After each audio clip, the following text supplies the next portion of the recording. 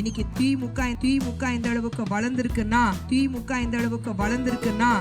விதை வச்சது அக்கா.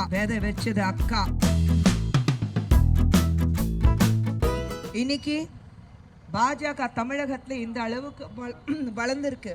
ஒவ்வொரு இடத்துக்கு போனா பாஜக சொல்லிட்டு இருக்காங்க. ஆனா உங்களுக்கு எல்லாருக்கும் தெரியும், தேவர் மகன்ல ஒரு சீன் வரும்.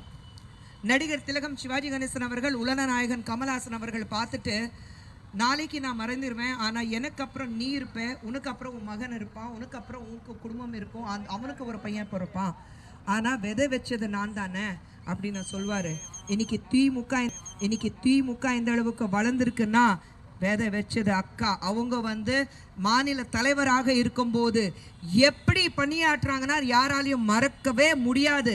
ஸோ இன்னைக்கு பாஜக இந்த அளவுக்கு ஒரு ஸ்ட்ராங் பேஸ் இன்னைக்கு தமிழ்நாட்டில் இருக்கு.